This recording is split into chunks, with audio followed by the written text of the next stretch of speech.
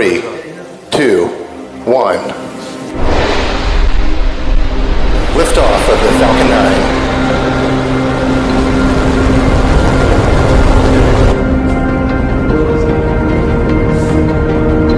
Vehicles pitching downrange.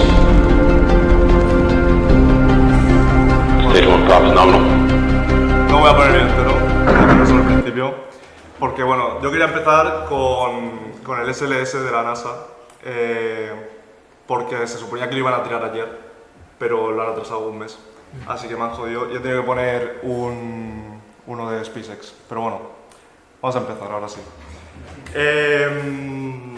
Primero, queríamos explicar que era Multitech, porque al final el club de cohetería no es de Multitech, sino que es el propio Multitech. Y es una asociación que, como hemos puesto aquí, que es sin ánimo de lucro y donde la gente hace básicamente lo que quiera. O sea, tú propones proyectos, puedes... Eso, nosotros directamente hicimos eso. Queríamos hacer lo de los cohetes, lo propusimos, nos dieron el visto bueno y aquí estamos. Y nada, hay un montón de proyectos públicos como game jams, hackatones y tal.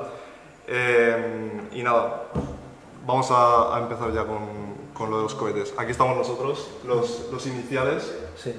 Luego ya pues ha ido metiendo más gente y tal. Y esto fue nuestro primer mini cohete, Sí, nuestro primer lanzamiento. que la verdad que bueno, es un poco cutre, pero es que la verdad que estábamos aprendiendo, era la primera cosa que hacíamos y nos salió bien, que muchos otros clubes no tienen un primer lanzamiento exitoso. Así que vamos a explicar qué es la cohetería experimental. Vale, hay dos cosas, ¿no?, en la cohetería, que es el modelismo y lo que es la cohetería experimental. El modelismo es básicamente cuando te compras un kit de construcción y lo montas y ya está, y lo lanzas. ¿Qué hacemos en la cohetería experimental? Nosotros hacemos las partes, las diseñamos, las fabricamos y las lanzamos. Sí que hay partes más complicadas, como los motores, que pues la mayoría de clubes no lo hace, pero sí que hay algunos clubes que crean el propio motor, que luego lo enseñaremos. Aquí tenemos un poco lo de los motores que os he contado. Hay categorías por motores y básicamente se basan por newtons de fuerza. A mayor potencia, pues más va a subir el cohete y también va a ser más peligroso, evidentemente. Entonces tú no puedes coger e irte a un descampado y lanzar un cohete con 40.000 newtons de potencia, ¿no? Por eso existen las certificaciones. Las certificaciones son la L1 para cohetes de HIDI, la L2 para JL y la L3 para MAP. Las certificaciones funcionan por unas asociaciones que son Tripoli y NAR, que son unas asociaciones americanas, que son quienes montan todo esto. Bueno, aquí había puesto una foto de unos cuantos motores para que vierais que a medida que va subiendo la numeración, pues también va subiendo el tamaño porque tiene más propelente. Luego pues también tenemos la asociación de España, que es Spin Rocketry, que son los que hacen básicamente la traducción desde Estados Unidos. O sea, al final las certificaciones son de Estados Unidos, pero esta gente pues te hace el proceso. Y la Asociación de Clubes de Cohetería de España, que son ahora mismo, no me acuerdo cuántos, Son ¿como 11, 14? 14, 11. Sí, 14. Nosotros somos el 14, hemos sido el último en entrar, que básicamente hacen como una convención anual en algún punto de España. Este año va a ser en Valencia, el año pasado fue en Madrid. Y los clubes van, muestran sus cohetes y tal. Y son los que están organizando una competición para la que nosotros vamos a hacer un cohete. ¿Cuándo? Hay varias fechas. La Sí. primera fecha es la de reunión, que va a ser en Madrid, que va a ser una reunión general que van a explicar cómo va a ser el proyecto, los fundamentos básicos de este y tal. Posteriormente va a ser la segunda reunión en Valencia, que esa era en marzo, si no. ¿En marzo, no? No sé. No, era... La de Valencia es en marzo, sí, o por ahí. Sí, era en marzo, que eso básicamente es para explicar los avances que se han hecho en el proyecto de cada grupo. Y finalmente va a ser la última en julio, el 14 de julio creo que era exactamente, cuando va a ser el lanzamiento que va a ser en Zaragoza. Sí. Ah, ¿lanzamiento en Zaragoza? Sí. En Zaragoza, sí. Que bueno, esperemos que no nos pase lo de la NASA, que no haga viento, porque entonces no sé qué vamos a hacer, la verdad. No, total. Pero A ver, bueno. las previsiones para más o menos son normales. Vale, y sobre la seguridad que os estaba contando, la AESA, que es la Agencia Estatal de Seguridad Aérea, nos proporciona pues este mapa de todos los sitios en los que no se puede lanzar.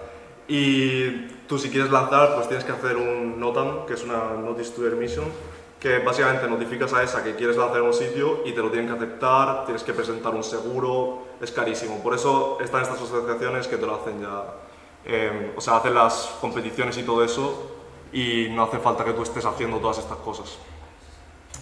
Vale, ahora vamos a lo bueno, que es cómo se diseña y construye un cohete.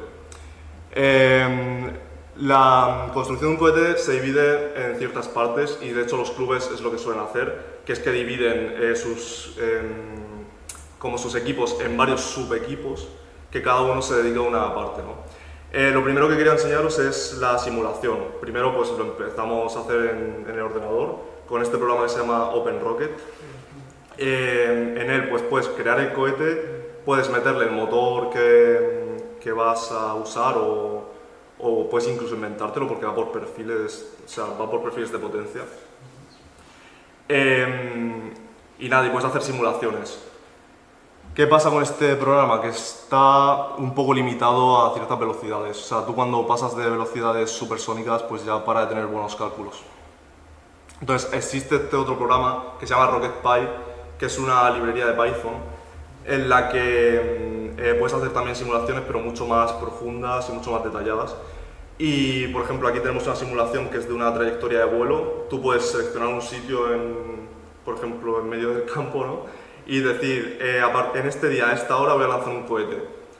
Pilla los datos de OpenWeather, que básicamente te da el viento que hay a cada altura.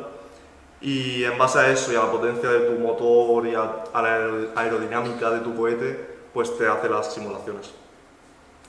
Claro, esto es muy importante y por eso nosotros hemos estado intentando desarrollar una interfaz visual para poder meter los datos y tal, porque al final es una librería de Python y lo tienes que hacer todo por código.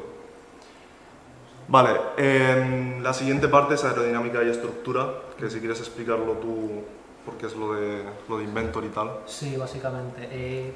Para esta parte necesitamos, para el tema del diseño y tal, hemos usado el programa Inventor, que ustedes lo van a dar en este cuatrimestre justamente. Vale, este programa nos permite hacer un diseño completamente en 3D y aparte podemos ver una pequeña parte de estructura de cómo funciona y tal. La comodidad del programa este es que pues, puede diseñar cualquier cosa básicamente y está muy bien. Y como podéis ver aquí, aquí está el plano de cómo sería la punta del cohete que usamos para el primer modelo. Lo interesante es que nosotros podemos seleccionar el tipo de relleno que tenga y tal, y en función de esos parámetros para después meterlo, como decía Fabián ahora, en el OpenRocket. O sea, vas iterando. O sea, tú primero diseñas en OpenRocket o RocketPy, luego te vas a Inventor, lo pones bien, el diseño, le haces a lo mejor pruebas de fuerza también en SimSolid y tal, y dices, ostras, esto no me va bien por esta parte, no soportaría estas fuerzas, vamos a irnos de nuevo al OpenRocket o al RocketPy, vamos a cambiar partes y volvemos, y vas iterando hasta que consigues hacer el cohete perfecto, ¿no? Vale, aquí quería enseñaros un poco tipos de ojivas, porque al final cada una pues tiene sus pros y sus contras. Nosotros utilizamos para el primer cohete la de abajo del todo, que era, creo que se llama ojival de hecho, la primera se llama cónica, y nada. Bueno, si quieres añadir que, ¿Sí? en plan, ¿qué pasa con las ojivas? Que está en función de la velocidad a la que vaya el cohete, pues cambia el tipo de diseño que tengas. Claro. Las primeras son sobre todo para cohetes supersónicos, o sea que superan la velocidad del sonido. Y por tanto nos interesa que tengan esa forma para que el flujo de aire pase mucho más ligeramente. En cambio, en la última, que es la tercera, como estamos ante un movimiento por debajo de la velocidad del sonido, pues nos interesa que tenga esa forma en específico, básicamente añadir. Sí. Lo mismo con las aletas, al final En base a la velocidad, pues te van a rentar más unas aletas que otras. Por ejemplo, la segunda, la que pones Swept, es la del supersónico, que tiene la punta así más hacia abajo. Y la delta o la rectangular son las que te vienen mejor cuando estás por debajo o sea, cuando estás por subsónico. Eso al final es todo ir iterando y probando. Aquí tenemos una simulación que me encontré en un TFG de alguien del País Vasco, que básicamente lo que quería hacer era optimizar unas aletas. Y me moló porque se ve aerodinámicamente lo que pasa, ¿no?, con el aire. Que hay unos puntos de presión en los cuales se está viendo bastante presión, ¿no? Evidentemente. Pero bueno. Y luego los materiales. Nosotros para el primer cohete utilizamos impresión 3D con un plástico, no me acuerdo ahora el nombre. PLC. Era PLC. Porque bueno, las velocidades que alcanzamos pues, no importaba tanto y al final el propio cohete, o sea, el propio motor tampoco se calentaba lo suficiente como para que se derritiera el plástico ni nada. Pero cuando empiezas a coger motores más potentes y tal, te renta coger ya composites y materiales más como la fibra de vidrio o la fibra de carbono. De hecho, lo que se suele utilizar para cohetes así más grandes es la fibra de carbono. ¿Sí? El peso de la impresión 3D en relación con el motor es muy importante, entiendo. Sí, claro, el peso tiene que ser, o sea, tú lo que quieres maximizar es o sea, minimizar peso y maximizar resistencia. Que al final la fibra de carbono por eso es buenísima, porque tiene muy poca densidad y porque es súper resistente. ¿Qué pasaba con el PLC? Que para lo que nosotros hicimos era suficientemente resistente, pero y era muy poco pesado. ¿Qué pasa? Si le metes un motor más potente, hubiera estado bien porque es ligero, pero a lo mejor se hubiera derretido o hubiera explotado o algo. Vale, aquí tenemos un motor, que es lo que hay dentro del motor.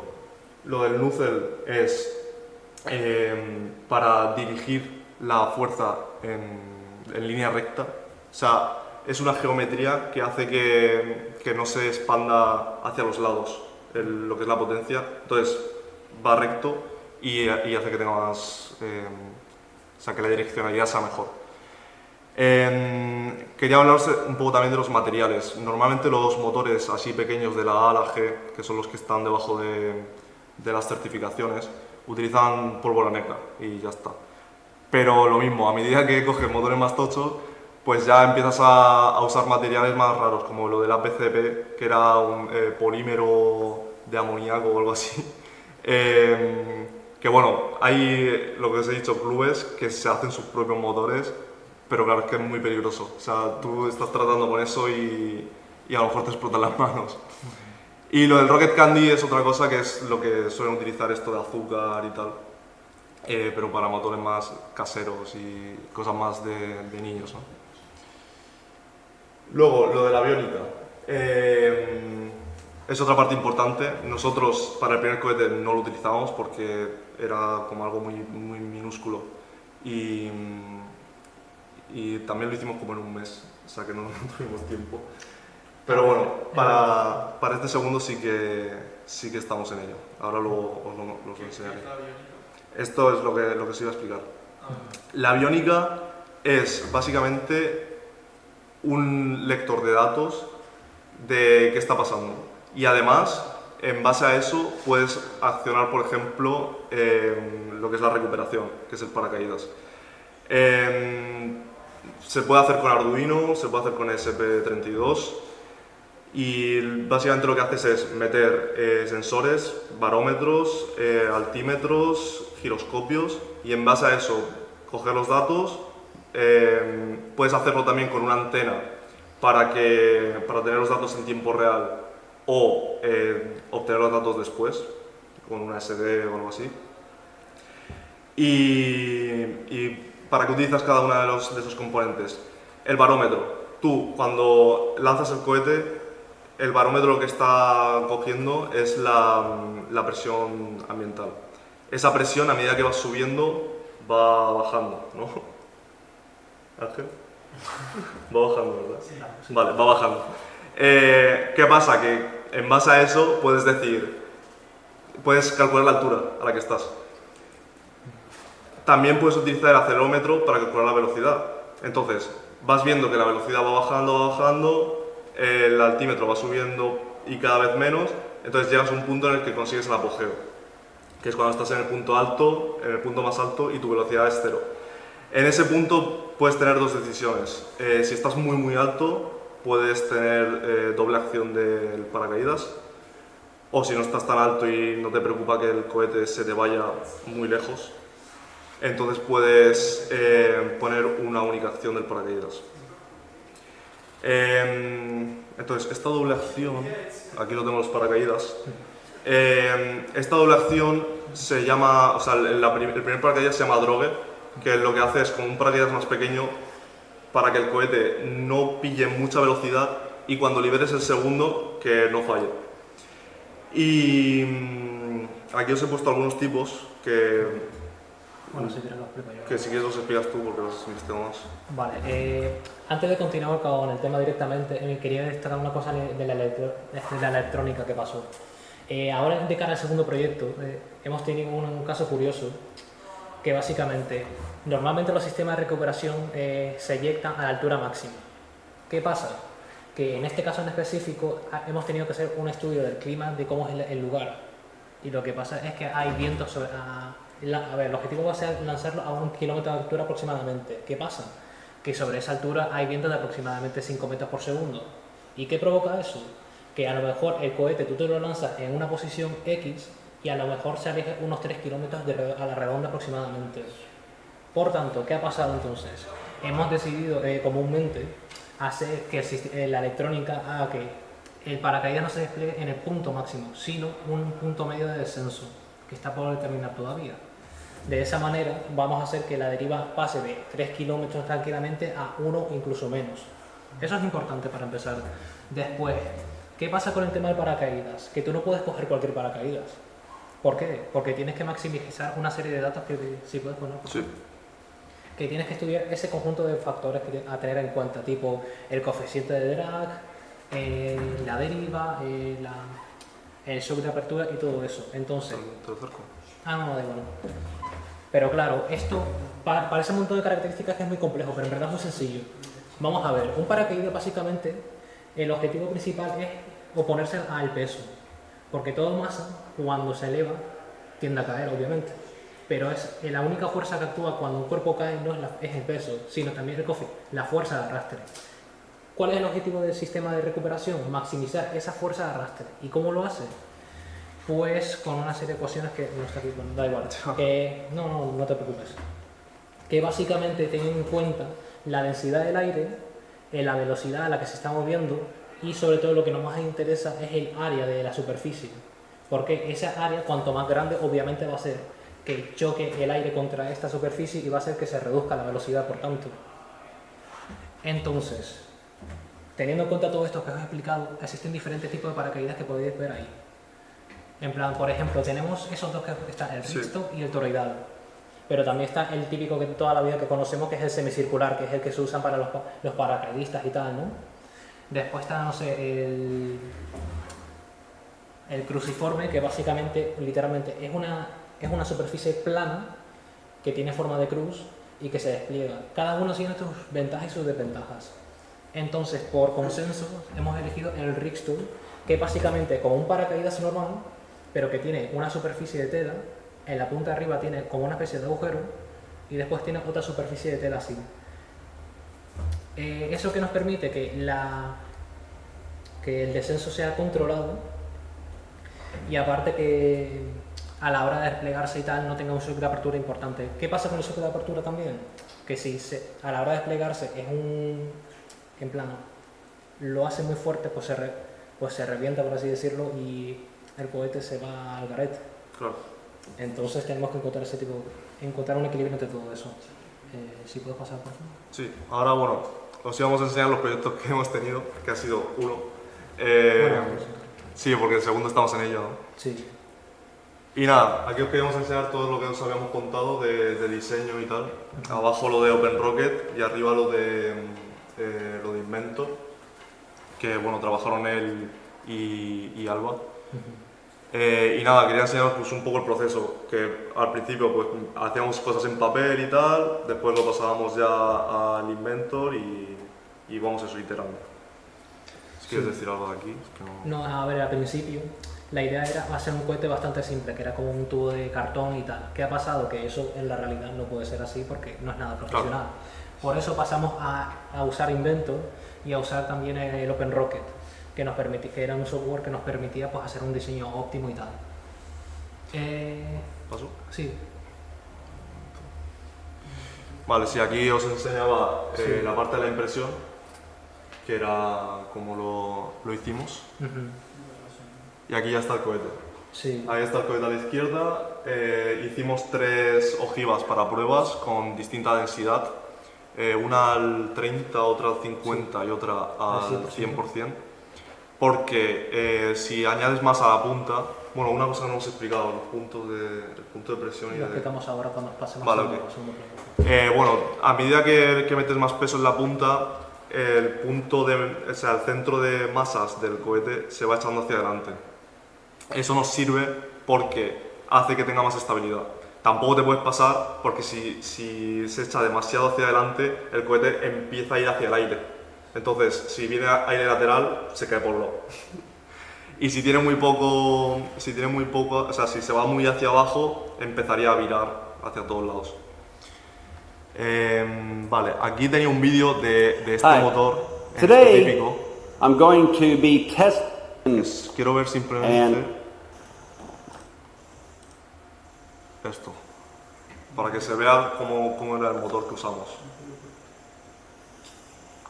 A ver, cuando... T-630 ignition. También vamos a ver motor.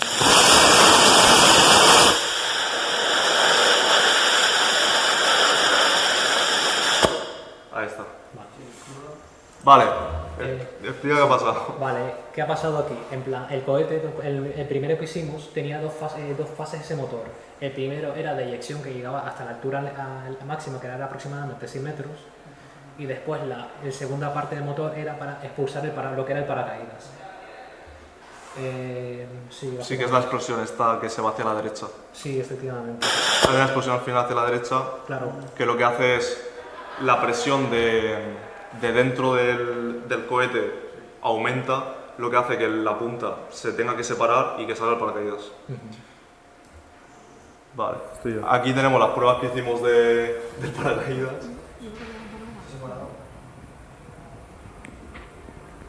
Sí, esto lo hicimos en la Politécnica 3. Vale. Bueno, miren, que sería las tapas. Bueno, Vale, explico después lo que ha pasado en el lanzamiento. lo enseño el lanzamiento. Yo qué sé, dale ya, porque no sé qué tenemos que tener. Entonces, ahí está el lanzamiento del cohete. Vale, Vale, explica. A ver, durante el proceso de lanzamiento aprendimos varias cosas porque hubieron varias cosas que pasaron mal. Para empezar, a la hora de llegar a la altura máxima, como os explicaba antes, salió el sistema de eyección para que saliera el paracaídas. ¿Cuál es el problema? Que primero habíamos escogido un paracaídas de un material bastante endeble, que era plástico, y por eso se quemó.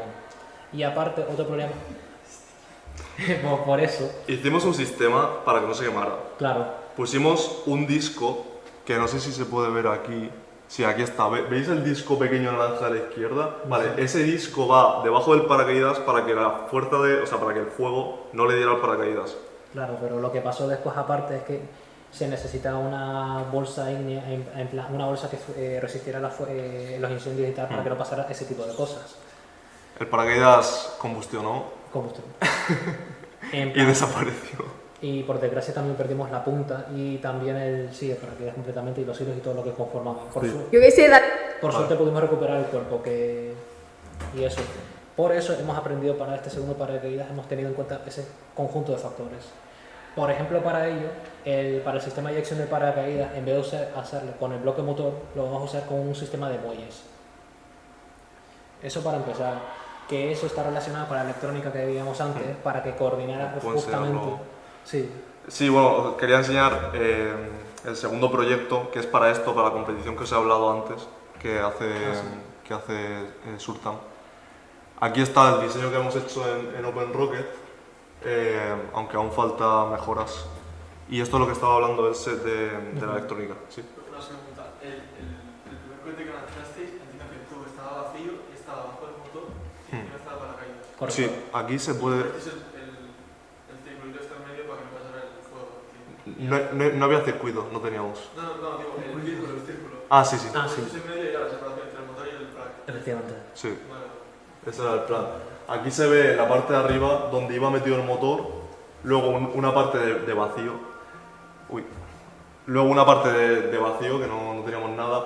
Luego hicimos la hendidura esa para que el paracaídas no se cayera hacia abajo al pillar velocidad el cohete y que estuviera siempre en la parte de arriba. Ahí también iba apoyada la placa esa. Y luego teníamos un agujero que era para atar el paracaídas.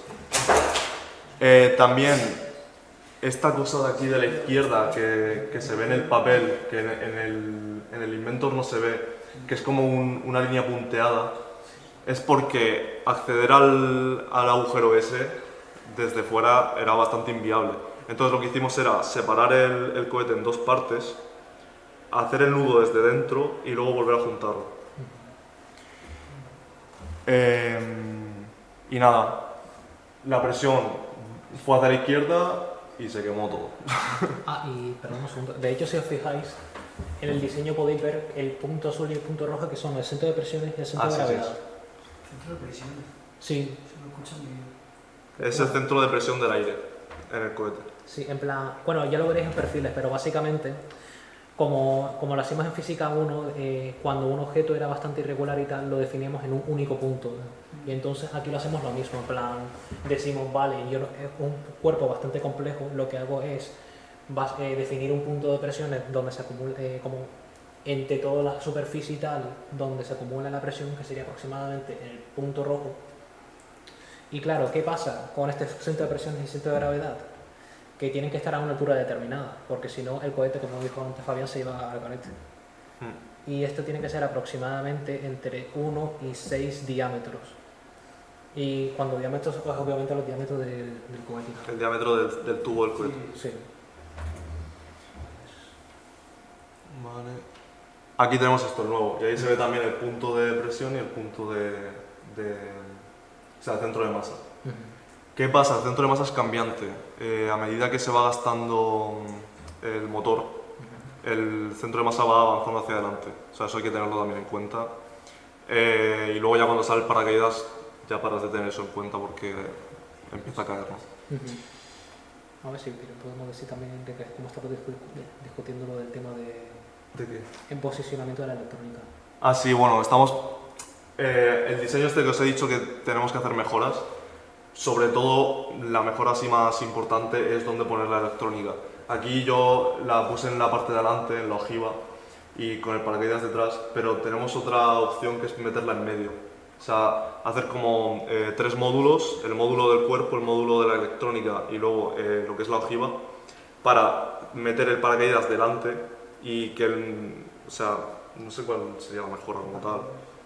En plan, porque la Pero- diferencia es que si pusiéramos toda la electrónica en la punta, a la hora que se desplegara el paracaídas, entonces la electrónica, como está en la punta, saldría También a se la podría hora- perder también. No, y sobre todo a la hora de la toma de medidas.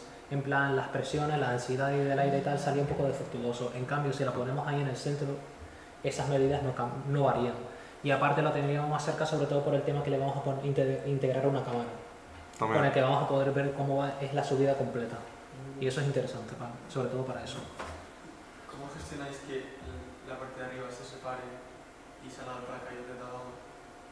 Tipo, para que no choque con la parte de arriba, porque entiendo que está enganchada, pero el vídeo que hemos visto se engancha. Está enganchada las 3 cosas, pero ¿cómo pasa el paracaídas de estar abajo hasta arriba del todo? Sin nada. Sale por la presión. Sí, pero ¿cómo se engancha sin...? Porque tú al lanzar la punta y al ir atado al propio paracaídas, Sí. de la presión de la punta estira el paracaídas y lo saca. Y luego el paracaídas está enganchado a la punta. Sí, está enganchado a la punta y al cuerpo, a los dos. Ah, vale. Que aquí creo que tengo... No he puesto una foto de eso. A ver, un momento. ¿Siguieron el de qué es? No, no se ve. Bueno, normalmente si buscas en internet un paracaídas con esto, con lo de los cohetes, se ve que tiene 2 hilos. O sea, normalmente el paracaídas lleva los hilos hasta un punto central y a partir de ese punto central sale uno hacia lo que es la ojiva y otro hacia el cuerpo. O sea, va por separado. Y para hacer lo que es la eyección esta, también hay varias opciones. La que estábamos barajando es la de hacerlo con unos muelles. También se puede hacer con una ignición, o sea, de pólvora hacia arriba, básicamente como un disparo de escopeta, en la que tú mandarías una señal a un... Bueno, es cosa de electrónica, pero mandarías una señal desde lo que es el ESP32 a un MOSFET, que es un elemento, es como un transistor que calienta unas barras de metal, y eso tiraría lo que es la explosión. También se puede hacer con un ignitor eléctrico, que tenemos una imagen, es verdad. Tenemos la imagen aquí. Eso de ahí de arriba a la derecha del motor, que son como unas líneas de metal, eso es un ignitor eléctrico que tú al pasarle electricidad se calienta la punta y también peta. O sea, hay varias opciones. Y aquí eso, lo de la electrónica, tenemos el ESP32, que es el cerebro, ¿no? El centro, puede ser un Arduino también. Y tenemos un barómetro, que es lo de abajo, y lo del acelerómetro más giroscopio, que es lo de arriba a la derecha. Esto también ha tenido su parte de investigación y tal, porque hay acelerómetros para distintas velocidades. O sea, las velocidades que nosotros vamos a alcanzar para este barómetro en específico vienen perfectas. Pero había, por ejemplo, el acelerómetro. Había otros acelerómetros que tenían como muy buena lectura de velocidades muy altas, pero en velocidades bajas fallaban, cosas así. Entonces fuimos investigando y tal hasta encontrar como los mejores elementos. Y nada, y aquí había enseñado el tipo de paracaídas que habíamos escogido, que es el de ring slot. Y ya está.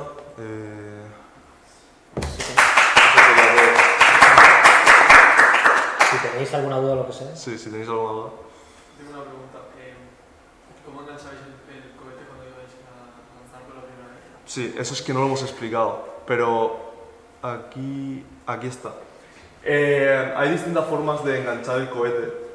Una es con una varilla de metal, ¿no? Y le pones tú al cohete unos cilindros por el que pasa esa varilla.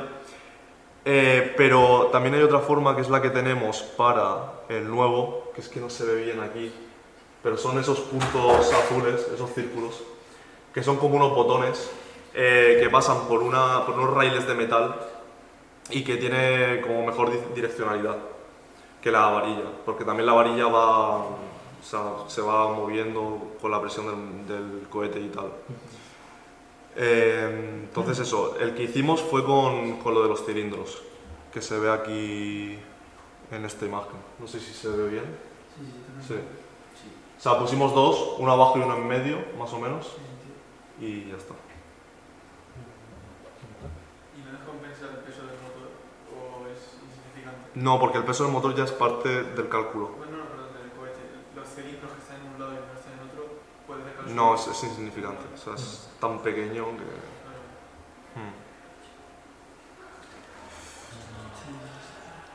Voy a poner esto de mientras para que se vea. Multideck, por si alguien se quiere meter. Sí, ¿alguna duda más o...? Que yo formo parte de la multidad y no me he enterado. A ver, tú puedes formar parte de Multitech y aparte forma parte de este proyecto. Sí, Sí, no me he enterado. no, Joder. Es que me salía el dibujo. O sea... Decía la comunidad que me tiene el dibujo.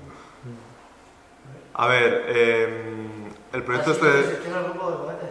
El proyecto este de los cohetes es... en plan, si alguien se quiere meter, se puede meter, ¿sabes? ¿El grupo este que pone cohetes FT Ingeniero Espacial? Ese es el grupo para el que hacemos a lo mejor algún anuncio o cosas así. Pero que no hemos hecho ningún anuncio ni nada. a ver, de vez en cuando vamos subiendo documentación y cosas en relación al proyecto y cómo va, pero como es muy esporádicamente. Hay otro grupo dentro de la comunidad, que es donde estamos nosotros, trabajando. ¿Cómo se llama? Cohetes robar. Si puedo, meterme, si puedo. Hombre, la cosa es esa. Si, Juntarnos y- si queréis meteros, podéis meteros. Sí. Sí. 100%. Ah, son 3 personas más. Pero podemos aportar de alguna forma a esto. Claro, es aportando. Hombre, sí, sí. Esa es la cosa, que si te metes, pues te trabajas y ya está. Si no trabajas, pues te sale. ¿Cohetes y robar? Sí. A ver, Buen nombre. lo interesante es que esto es muy multidisciplinar, quiero decir. Por ejemplo, Fabián y su compañero Esteban son de informática, perdón, electrónica.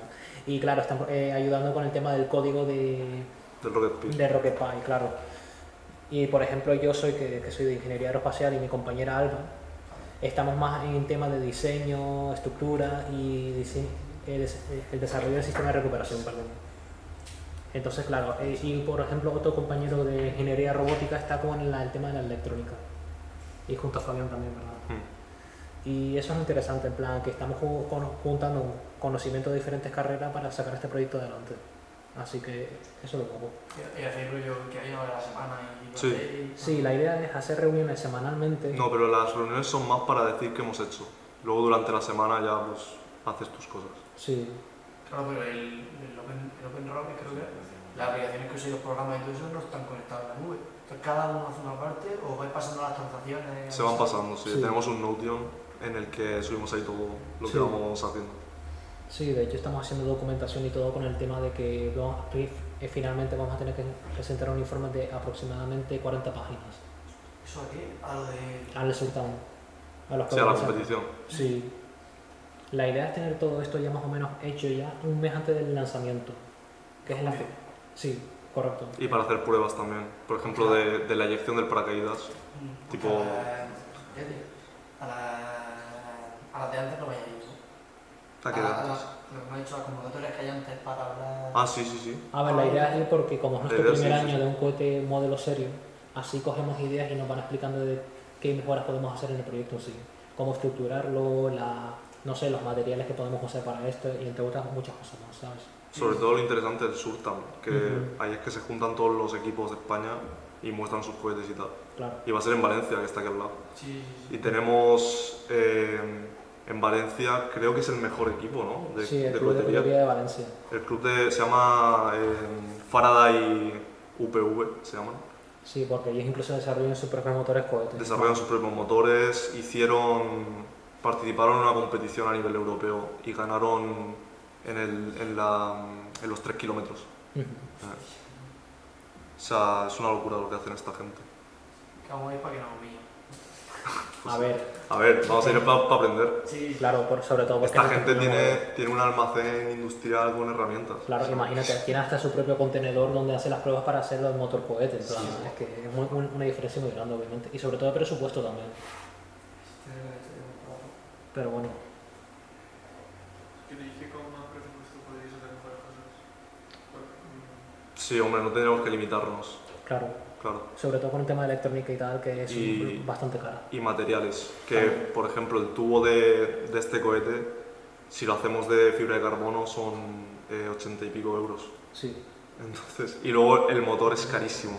Ujú. El motor son 160 pavos. 160 pavos. Bueno, es que el motor que queremos hacer es un motor reutilizable, que es comprar lo que es el casing, Aquí sí, sí.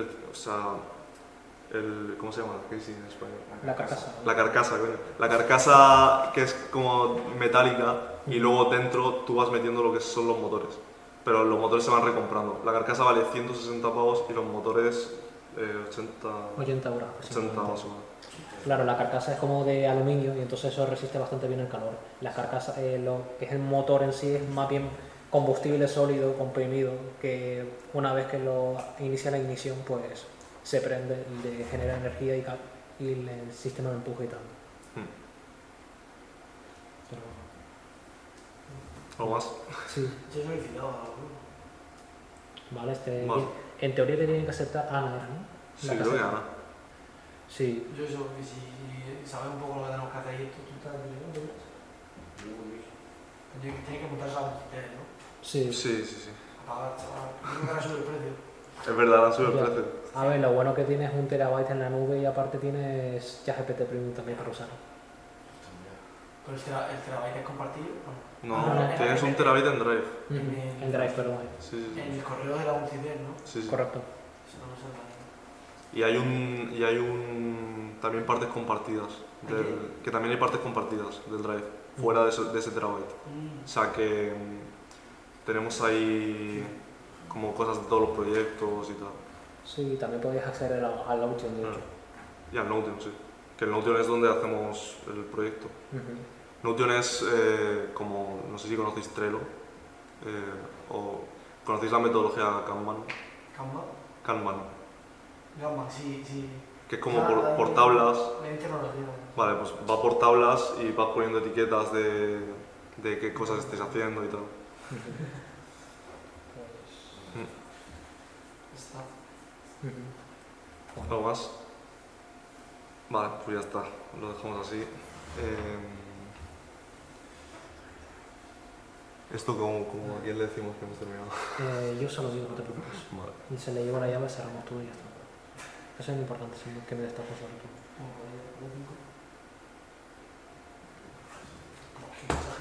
Vale. Pues espero que os haya gustado la presentación y muchas gracias por venir, la verdad.